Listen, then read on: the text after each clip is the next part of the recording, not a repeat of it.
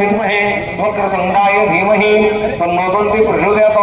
एकदन्तं चतुरस्रं पाशमं कुशधारिणं वदन्तप्रतमस्ते वीप्राणं ऋषिगदुषं रक्तं लम्बोदरं शूर्पगणकं रक्तवासं रक्तगन्धामुल्कङ्गं रक्तभूषितम् आविर्भूतं च सृष्ट्यात् प्रकृते पुरुषात् परम् एवं ध्यायन्ति नित्यं योगियोगिनां वरा। नमो व्रातपतये नमो गणपतये नमो। मध्ये ना काय म्हणता घेऊ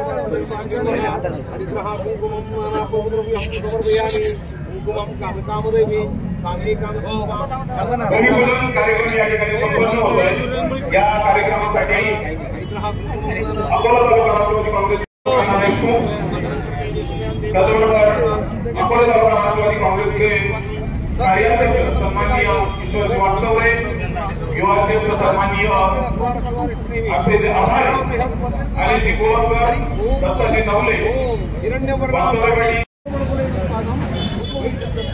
पुत्र पौत्र धनं धान्यम अक्षरं ज्ञानं भवतु माता आयुष्यवन्त तस्मै धनं निर्धनं आयुर्धनं सूर्यं धनं वतु धनं विन्द्रं ब्रह्मदे नमः अनुग्रह कुंकुमादिगणानां समर्पयामि। कुंकुमं कामे कामदैवी कामिने कामसंभवः कुंकुमया कामदैवी मया शान्तिं करिष्यामि। माल्यादिलेपनस्ते मालत्यः तिरुमय प्रभु मयार्थानि पूजार्थानि पुष्पाणि प्रतिगृह्यताम्।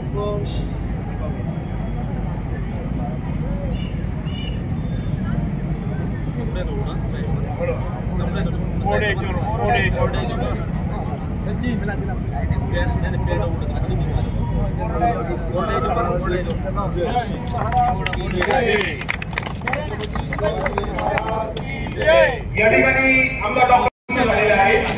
मी या ठिकाणी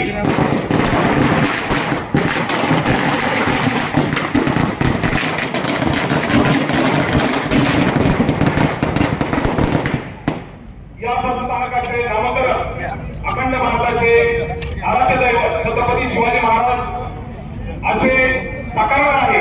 मी सर्वांना विनंती करतो, मी घोषणा देतो, छत्रपती शिवाजी महाराज की जय, छत्रपती शिवाजी महाराज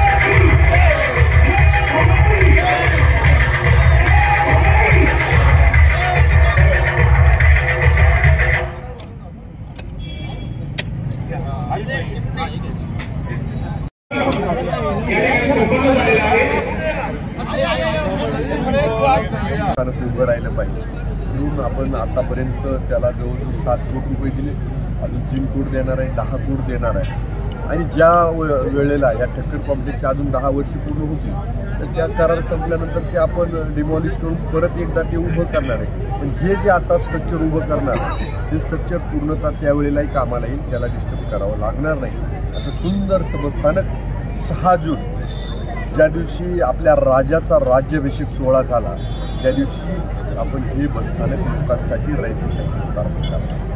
एक शेवटचा आहे, परंतु बस स्थानकाला फक्त 40 बस आहेत, त्यातल्या 7 बस नादुरुस्त आहेत, त्यामुळे विद्यार्थ्यांच्या आतोनात हाल होत आहेत। त्याच्यावरती काय मार्ग करणार? तुमच्या माहितीसाठी की एप्रिल महिन्यामध्ये आपल्याला जवळजवळ 10 ते 15 नव्या बस येणार आहेत। बरेच वर्षे या बसस्थानकाला नव्या बस आल्याच नाही, जुन्या खटार गाड्या भेटायच्या, त्यावरती कसं तरी चालायचं। परंतु तुम्हाला खात्रीशीर सांगतो का एप्रिल महिन्यात जरी आचारसंहिता असली तरी 10 ते 15 बसेस आपल्या बसस्थानकाला मिळतील। एक शेवटचा प्रश्न की विरोधक जी तुमच्यावर टीका करत आहेत त्या टीकेकडे तुम्ही कसं पाहता?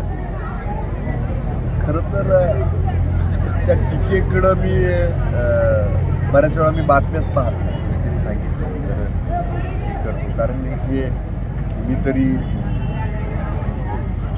मी सावित्रीमाई डोळ्यासमोर आणतो, एकनाथ महाराज डोळ्यासमोर आणतो, यांनी शेण टाकून मी जाऊन आंघोळ करून येतो, त्यांनी माझ्यावर टीका करावी, मी कामाचा माझा स्पीड वाढवावा, कारण काम काम काम मला कामातून ह्या बाकीच्या गोष्टीतून वेळ नाही।